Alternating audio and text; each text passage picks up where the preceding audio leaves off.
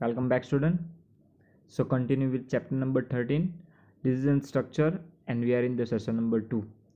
So before we started our lecture, what we have seen in the last session?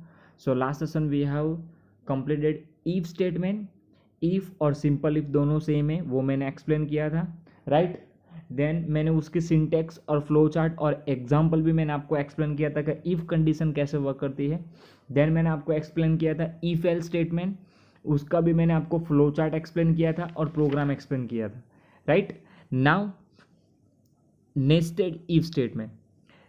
there is situation we there is situation where we need to execute series of decision in our program. We may use series of if else statement in nested from the achieve our task. One if else statement block is used instead another if else block. If L statement, nested if L statement, हमने last if L statement देखा था, right. अभी nested में क्या होगा कि if condition के अंदर दूसरी कंडीशन आएगी, उसको हम नेस्टेड इफ बोलेंगे, राइट.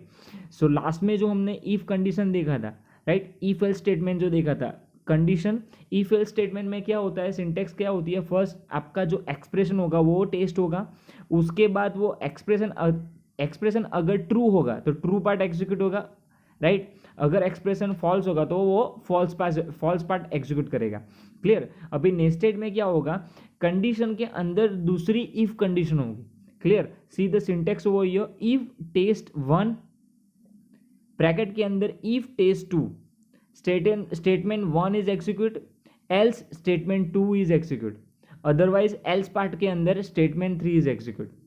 क्लियर. उसके रिगार्डिंग मैं आपको प्रोग्राम एक्सप्लेन करता हूं तो आपको कंडीशन समझ में आएगा. Clear. Next is okay, if test expression 1 is true then test expression 2 is check, right. ये प्रोग्राम में क्या होगा, अगर टेस्ट एक्सप्रेशन 1 ट्रू होगा देन वो टेस्ट एक्सप्रेशन 2 भी चेक करेगा. Clear. Test expression 2 is true then statement block 1 will be execute. So यहाँ पे क्या होगा, ये कंडीशन के अंदर, ये जो हमारी लास्ट कंडीशन है वो लास्ट कंडीशन के अंदर क्या होगा कि फर्स्ट जो स्टेटमेंट है एक्सप्रेशन वो ट्रू होगा, देन वो सेकंड जो स्टेटमेंट हमने लिखा है एक्सप्रेशन का वो चेक करेगा. ये दोनों ट्रू होगा तो हमारा फर्स्ट जो ब्लॉक है वो एग्जीक्यूट होगा. Clear. Next is if the expression 2 is true then the statement block 1 will be executed, otherwise statement 2 will be executed. If test expression 1 is false then statement blocks 3 will be executed. Note that we may also use more if else statement as per part of statement block 3. Note the structure show above in just for example. A use may change this structure as per your needs, right. ये जो structure है वो structure आपके exam के oriented है, right. Sorry, ये जो structure है वो एग्जाम्पल के ओरिएंटेड स्ट्रक्चर उन लोगों ने क्रिएट किया, राइट. आपका जो भी एग्जाम्पल होगा और यूजर जो भी प्रोग्राम क्रिएट कर रहा होगा उसकी नीड के हिसाब से आप स्ट्रक्चर उसके सिंटेक्स क्रिएट कर सकोगे. क्लियर. तो ये जो सिंटेक्स लिखा है वो भी सही है, अदरवाइज आप ऐसे भी प्रोग्राम का स्ट्रक्चर, ये जो स्ट्रक्चर है, ये जो सिंटेक्स है, ये भी सिंटेक्स यूज करोगे तो अभी आपका प्रोग्राम रन होगा, राइट. यहाँ पे उन लोगों ने नोट्स लिखा है, the structure show above in just for example, a user में change this structure as per your need. Clear. तो यूजर अपने हिसाब से स्ट्रक्चर क्रिएट कर सकता है, उसकी सिंटेक्स क्रिएट कर सकता है. Clear. Next is okay, see the program over here. Let's us try to understand a C program to read 3 number from user and display the largest of 3 number using nested if statement. सो यहाँ पे जो programme है वो programme में से जो भी largest value होगी वो डिस्प्ले होगी यहाँ पे, राइट. यूजर से 3 नंबर हम लोग मांग रहे हैं. See first header file, second is हमारा main function, then integer 3 variable number 1, number 2 and number 3.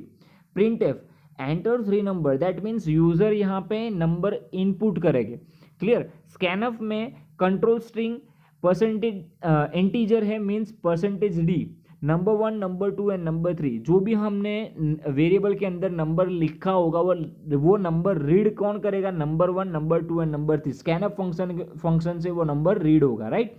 First condition is that number greater than number 1 greater number 2 if number were greater number 3। अगर condition true होगी, right, first condition और second condition true होगी तो वो कहां पे जाएगा, the largest number is percentage D number 1, clear. Otherwise वो कहां पे जाएगा, the largest number is percentage number 3, right. ये दोनों कंडीशन अगर फॉल्स हो गई तो वो कहां पे जाएगा, डायरेक्ट एल्स पार्ट में चला जाएगा और वहां पे कंडीशन चेक करेगा नंबर 3 ग्रेटर नंबर 2, क्लियर। वहां पे भी कंडीशन चेक होगी, the largest number is percentage D is number 3, the largest number is percentage D is number 2, clear. So यहां पे भी अगर कंडीशन ट्रू होगी तो फर्स्ट पार्ट एग्जीक्यूट होगा, अगर कंडीशन फॉल्स होगी तो सेकंड पार्ट एग्जीक्यूट होगा, clear.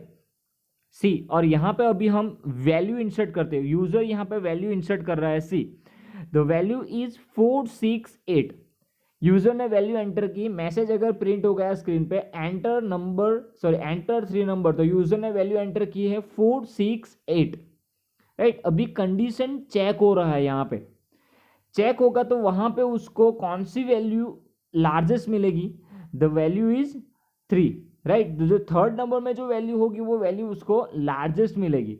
The answer is the first condition check होगी, number 1 greater number 2, condition is false.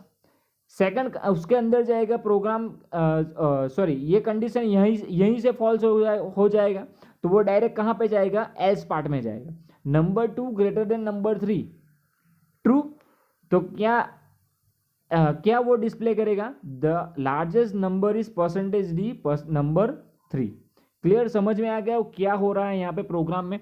Number 1 number 2, number 1 में क्या है 4 greater 6, the condition is false, right.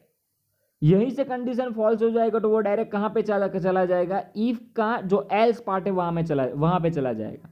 वहां पे कंडीशन लिखा हुआ है नंबर 3 ग्रेटर नंबर 2, तो कंडीशन ट्रू हो गया, right. 6 greater 8, the condition is true, print F the largest number is percentage D number 3, the largest number is 8, clear.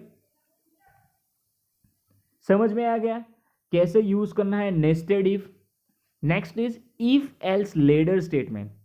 There is another way of using many if statement together when we want to evaluate multiple decision. When chain of if statement are used in block of nested if statements, it become a else if later statement. See the syntax over here. If test expression 1, then statement block 1. Else if test expression 2 statement block 2, else if test expression 3 statement block 3। That means यहां पे क्या होगा, अगर आपका first expression true होगा तो आपका first block execute हो जाएगा और प्रोग्राम में से बाहर निकल जाएगा, क्लियर। अगर स्टेटमेंट आपका एक्सप्रेशन 2 एग्जीक्यूट होगा, ट्रू होगा, तो वो स्टेटमेंट ब्लॉक 2 एग्जीक्यूट करेगा और उसके बाद प्रोग्राम के बाहर चला जाएगा। अगर आपका जो एक्सप्रेशन है वो थर्ड ट्रू होगा तो वो थर्ड ब्लॉक एग्जीक्यूट करेगा और प्रोग्राम के बाहर चला जाएगा, क्लियर। समझ में आ रहा है मैं क्या बोल रहा हूं। और ये सारे जो भी एक्सप्रेशन है वो फॉल्स हो गए तो वो क्या करेगा, उसका जो डिफॉल्ट स्टेटमेंट होगा वो डिफॉल्ट स्टेटमेंट एग्जीक्यूट करेगा। तो सीधे यहाँ पे जो डिफॉल्ट स्टेटमेंट होगा वो डिफॉल्ट स्टेटमेंट जो भी लिखा होगा वो एग्जीक्यूट कर देगा प्रोग्राम के अंदर, clear. The constant is known as else if ladder. The test expression are evaluated from the top to bottom in ladder. When any test expression in a ladder evaluated to true, the associate statement block is executed. After which control is transferred to the program statement X, keeping rest of the ladder. When all the test expression are evaluated to false, then control is transfer to the default statement block of final else if the next slide show the flow chart is else if later statement।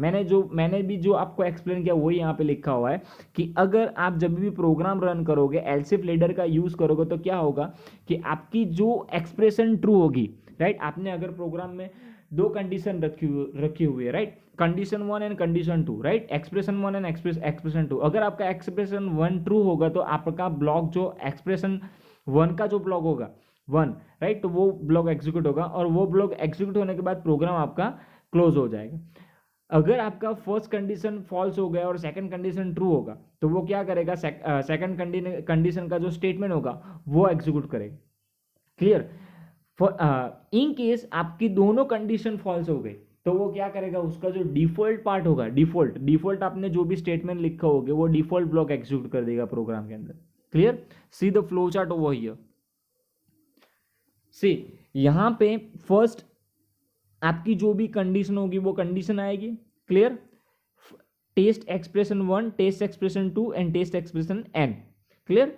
अभी first block execute होगा, मान लीजिए कि यहां पे आपकी condition true हो गई तो वो फर्स्ट जो भी स्टेटमेंट ब्लॉक होगा वो एग्जीक्यूट करके प्रोग्राम आपका बंद हो जाएगा। क्लियर। इन केस आपकी फर्स्ट एक्सप्रेशन फॉल्स हो गई तो वो कहां पे जाएगा, टेस्ट 2 को चेक करने के लिए जाएगा। टेस्ट 2 चेक होगा, वहां पे अगर कंडीशन ट्रू मिली तो वो स्टेटमेंट ब्लॉक 2 एग्जीक्यूट करेगा और प्रोग्राम में से बाहर निकल जाएगा। Clear. In case second condition भी फॉल्स हो गई तो वो कहां पे जाएगा, उसके पास जो उसके पास जो लास्ट कंडीशन हो गई test expression 3 otherwise test expression n, right, अगर वो ट्रू हो गई तो उसको वो एग्जीक्यूट करेगा और प्रोग्राम में से बाहर निकल जाएगा। इन केस ये तीनों एक्सप्रेशन फॉल्स हो गए, राइट, ये तीनों टेस्ट एक्सप्रेशन 1, 2 एंड n या फिर 3, ये तीनों एक्सप्रेशन अगर फॉल्स हो गए तो वो क्या करेगा, उसका जो डिफॉल्ट स्टेटमेंट होगा वो एग्जीक्यूट करेगा और प्रोग्राम में से बाहर निकल जाए। क्लियर। इसको हम एल्स इफ लेटर बोलते हैं प्रोग्राम के अंदर। Clear. Next is okay, see the example over here. ये एग्जांपल से आपको पता चल जाएगा कि एल्स इफ लेटर का यूज कैसे होता है। Clear. Let us use the else if later statement to give class grade of student based on a given subject mark. We will follow the grading rules given the table 13.1 during the program। सी यहाँ पे उन लोगों ने grade table दिया गया है, उस हिसाब से हमारा प्रोग्राम रन होना चाहिए। 70 to 100 के अंदर जो भी स्टूडेंट आएगा उसको first class and destruction, 60 to 69 के बीच में जो आएगा उसको फर्स्ट क्लास, 50 to 59 के बीच में आएगा उसको सेकंड क्लास, 40 to 49 के अंदर पास्ट और 0 to 39 के अंदर आएगा तो fail. Clear. See the program over here. See यहाँ पे फर्स्ट लाइब्रेरी इंक्लूड किया है। Clear. Then main function integer mark, यहाँ पे हमने एक वेरिएबल इंक्लूड कर दिया है integer mark. System clear, that means हम टर्मिनल पे प्रोग्राम रन करेंगे तो उसकी जो स्क्रीन होगी उसको क्लियर करने के लिए हमने ये फंक्शन लिखा हुआ है print F enter your marks. जब ये प्रोग्राम रन होगा तो ये जो लिखा हुआ है मैसेज, वो मैसेज आपके स्क्रीन पे होगा और यूजर वहां पे वैल्यू एंटर करेगा, मार्क एंटर करेगा। क्लियर। जो भी मार्क एंटर करेगा वो कहां पे स्टोर हो जाएगा, मार्क्स नाम के वेरिएबल के अंदर। स्कैनएफ का यूज क्या है, जो भी वेरिएबल हमने डिक्लेयर किया उसकी वैल्यू को वो रीड करेगा। क्लियर। अभी यहां से हमने कंडीशन लिखी हुई है एल्स इफ लेटर में। See if mark greater 69, that means अगर स्टूडेंट ने 69 से अप हो गए स्टूडेंट के मार्क तो वो क्या डिस्प्ले करेगा, first class to destruction.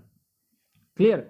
Else if में क्या हो जाएगा, मार्क ग्रेटर 59, दैट मीन्स 59 और 59 से ज्यादा और 69 के बीच में जो भी होगा उसका क्या मार्क आएगा, उसका कौन सा मैसेज प्रिंट होगा, first class. Clear. Else if marks greater 49, that means 49 to 59 के बीच में जितने भी स्टूडेंट के मार्क होंगे उसको कौन सा मैसेज प्रिंट होगा, second class. And last is else if में मार्क 0 to 39 और मार्क ग्रेटर 39, दैट मीन्स 39 और 39 से 49 के बीच में जितने भी मार्क होंगे, क्लियर, उसको कौन सा मैसेज प्रिंट होगा, पास क्लास। और एल्स में क्या हो जाएगा, print F fail.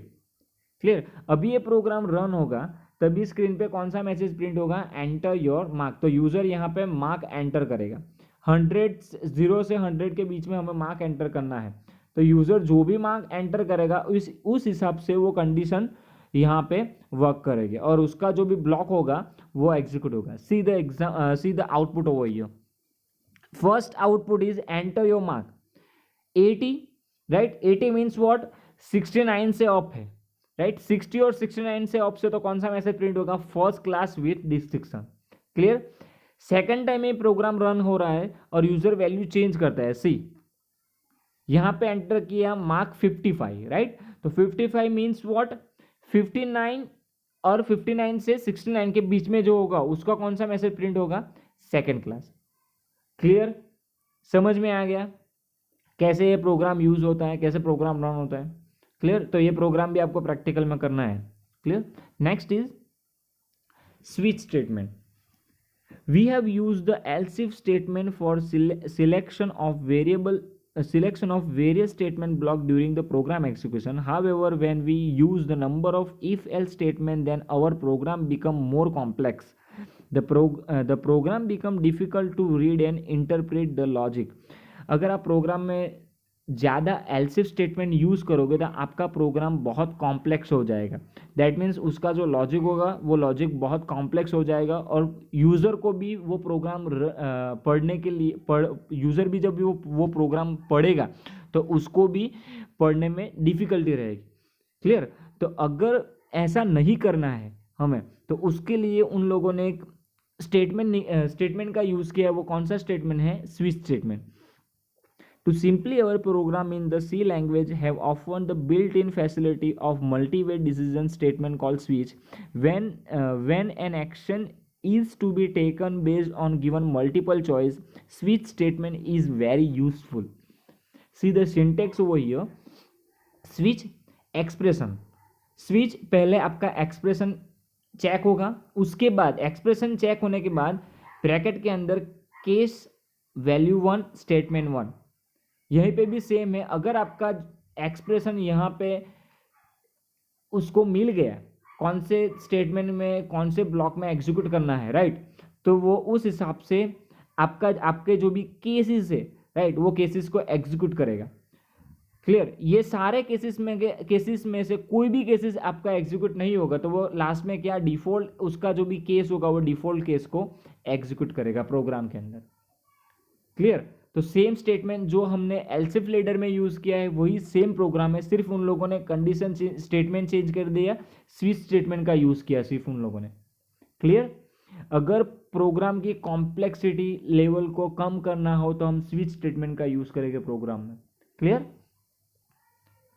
C the following important points related to the switch statement. The switch statement use our one argument expression or variable value. The argument is checked for quality with the number of case option listed listed inside the switch statement block. The argument be either a variable or expression of type integer or character. Each case option contain constraint expression. This constraint is known as the case label and it ends with a column sign. See आप जितने भी cases create करोगे वो cases को close करने के लिए हमें कॉलम साइन का यूज़ करना है. क्लियर. फॉर एग्जांपल आप स्विच स्टेटमेंट के अंदर आप 5 केसेस क्रिएट करते हो तो वो 5 केसेस को कंप्लीट करने के लिए हमें कॉलम साइन का यूज़ करना पड़ेगा. क्लियर. केसेस 1 उसके रिगार्डिंग आपको स्टेटमेंट लिखना है देन ब्रेक. केसेस 2 उसके रिगार्डिंग स्टेटमेंट लिखना है देन ब्रेक. केसेस 3 उसके रिगार्डिंग स्टेटमेंट लिखना है ब्रेक. क्लियर. और लास्ट में हमारा डिफॉल्ट केस आएगा. Clear. See each case label must be unique. Any 2 case label can not have been same value. आप दोनों केस में सेम वैल्यू भी नहीं दे सकते हो, दोनों केस डिफरेंट होने चाहिए. Statement block 1 and statement block 2 and so on are statement listed which may contain 0 or more statement. There is no need to use braces around this statement block. When switch statement is execute, it first evaluate the value of expression and then compare it with case constraint from top to bottom. When a case found whose value is matching with the value of expression, then the corresponding statement block of that case is executed. After each statement block in switch break statement singles the end of case causing the exit from the switch statement. Then after flow of control is transfer the next statement x in the program. सो यहाँ पे क्या होगा कि अगर आपका जो भी statement जो भी एक्सप्रेशन चेक होने वाला है वो एक्सप्रेशन अगर है तो वो जो भी केसेस होगा वो केसेस को एग्जीक्यूट करके आपका प्रोग्राम को क्लोज कर देगा. क्लियर. जितने भी केसेस आपने क्रिएट किए हैं वो केसेस में से कोई भी केसेस एग्जीक्यूट नहीं होगा. दैट मीन्स आपकी कंडीशन फॉल्स होगी. राइट. तो जो भी डिफॉल्ट जो भी स्टेटमेंट होगा, डिफॉल्ट जो भी हमने स्टेटमेंट लिखा होगा वो स्टेटमेंट को एग्जीक्यूट करके आपका प्रोग्राम को वो ब्रेक करके प्रोग्राम को एग्जीक्यूट कर देगा. Clear. See the program over here. Okay, see the first flow chart. The default is an optional case when default is right and no case found during the execution at that time the default statement block is executed. The default can be used only once and may be placed whenever inside switch, but usually we place it at last inside the switch. The flowchart is showing a the flowchart of switch statement is on next slide. See, यहाँ पे हमने flow chart रखा हुआ है. First entry में जो भी आपका एक्सप्रेशन होगा वो चेक होगा. राइट. एक्सप्रेशन के हिसाब से हमने जितने भी केसेस बनाए होंगे. Right. Cases 1, cases 2, cases n and default case. Clear. Execute true होगा. अगर आपकी कंडीशन ट्रू होगी तो वो कंडीशन के हिसाब से जो भी आपका केस होगा 1, 2 और 3 जो भी केस होगा वो केस के साथ उसका जो भी स्टेटमेंट होगा वो एग्जीक्यूट होगा और प्रोग्राम में से वो डायरेक्ट बाहर निकल जाएगा. क्लियर. अगर हमारे पास जितने भी हमने स्टेटमेंट रखे हुए हैं वो सारे स्टेटमेंट अगर फॉल्स हो गए तो वो क्या करेगा, हमारे पास जो डिफॉल्ट स्टेटमेंट होगा वो डिफॉल्ट स्टेटमेंट को एग्जीक्यूट करके प्रोग्राम में से बाहर निकल जाएगा. See the example over here. Let us try to understand a C program to convert a given single digit 0 to 9 into its corresponding word representation. See, first program, header file, then integer main, integer number, variable declare किया है number, printf enter a single digit, user digit enter करेगा, scanf %d and person number, जो भी value हमने number variable के अंदर store किया होगा उसको रीड करने का काम कौन करेगा, scanf function. Right. Then switch bracket के अंदर नंबर. राइट. आपको नंबर डालना है 0 to 9 के बीच में जो भी नंबर होगा वो डिजिट डालना है हमें. फॉर एग्जाम्पल मैंने एंटर किया 5th तो वो क्या करेगा, डायरेक्ट 5वां नंबर का जो केसेस होगा वो केसेस को एग्जीक्यूट करेगा. राइट. वो केसेस के अंदर जो भी मैसेज होगा वो एग्जीक्यूट करेगा, वो केसेस को ब्रेक करेगा और डायरेक्ट कहाँ पे चला जाएगा, प्रोग्राम के बाहर. क्लियर. मान लीजिए कि अगर यूजर ने एंटर किया 0, राइट, तो वो क्या करेगा, डायरेक्ट 0 नंबर के केस में चला जाएगा. 0 नंबर के केस में जो भी मैसेज होगा वो प्रिंट करेगा, ब्रेक करेगा केसेस को और डायरेक्ट वो प्रोग्राम के बाहर एग्जीक्यूट हो जाएगा. क्लियर.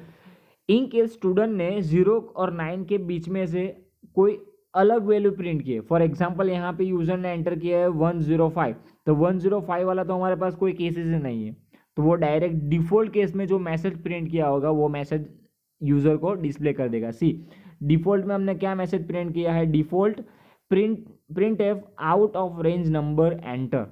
तो जो डिफॉल्ट वाला जो मैसेज होगा वो प्रिंट कर देगा डायरेक्ट. क्लियर. सी, यहाँ पे फर्स्ट यूजर जब स्क्रीन पे प्रोग्राम रन करेगा तो वो स्क्रीन पे कौन सा मैसेज प्रिंट होगा, enter a single digit. Right. तो वो यूजर 5 नंबर प्रेस करेगा, 5 नंबर के हिसाब से जो भी ब्लॉक होगा वो ब्लॉक एग्जीक्यूट होगा. राइट. 5 और /n, तो जो 5 नंबर में जो मैसेज होगा वो प्रिंट हो जाएगा. Then second time program run करने पे enter a single digit, user ने एंटर किया 105 का तो कोई केस हमारे पास है ही नहीं, तो वो क्या करेगा, डिफॉल्ट जो भी केस होगा वो उसके अंदर जो मैसेज प्रिंट किया वो मैसेज प्रिंट करके यूजर के सामने डिस्प्ले कर देगा. क्लियर. तो स्टूडेंट यहाँ पे मैंने आपको if, simple if, else if ladder, if with else, उसके बाद मैंने आपको स्विच स्टेटमेंट एक्सप्लेन किया, राइट। सो ये सारे मैंने स्टेटमेंट आपको एक्सप्लेन किए। हमारा चैप्टर नंबर 13 यहाँ पे कंप्लीट हो गया है, राइट। प्रोग्राम के साथ मैंने आपको एक्सप्लेनेशन दिया है, clear. If any query regarding cover this topic, so you can contact me और you can text me. See you in the next session student, have a nice day.